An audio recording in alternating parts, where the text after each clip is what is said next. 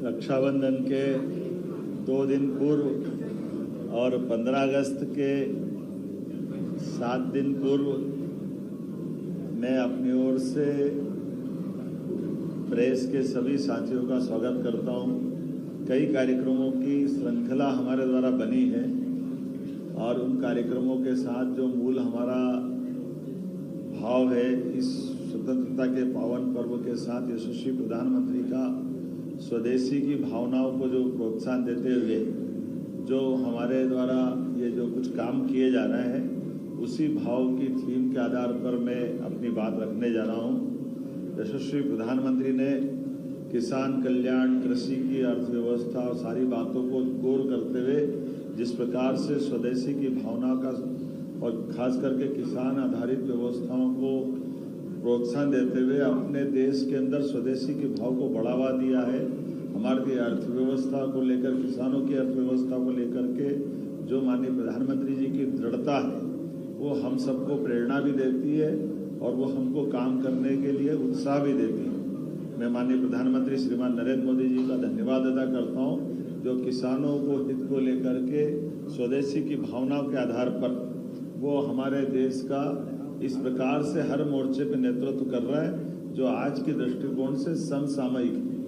जब भोपाल की तरफ हम देखते हैं, अपने राज्य की तरफ देखते हैं, तो राज्य के लिए 10 तारीख के दिन स्वदेशीकरण की भावना के लिए ही हमारे राज्य में पहली बार रेल के कोच भी बनेंगे, मेट्रो ट्रेन की ट्रेन बनेगी।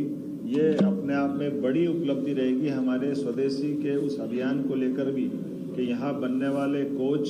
देश में भी, देश के बाहर भी, दुनिया में भी जहाँ जहाँ रेल मंत्रालय चाहेगा निर्यात करेंगे। मेसर्स BEML लिमिटेड द्वारा निर्माण की परियोजना के स्थापना के लिए जिस प्रकार से पूरी योजना बनी है, ये रायसेन जिले की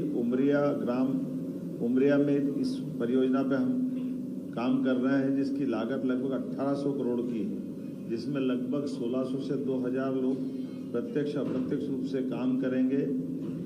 प्रदेश में यह पहली इकाई इस प्रकार के रेल कोच निर्माण करने की ये सुविधा प्रदान करेगी, जिसके आधार पर मध्य प्रदेश रेल विनिर्माण के मानचित्र पर एक प्रमुख स्थान के रूप में स्थापित होगा।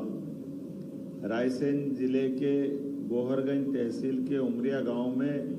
60.36 हेक्टेयर भूमि का आवंटन हमने कर दिया है। इस उद्योग में वंदे भारत, अमृत भारत मेट्रो कोच का निर्माण किया जाएगा। इस उद्योग के लगने से भोपाल और रायसेन क्षेत्र में बड़े पैमाने पे सहायक उद्योगों का भी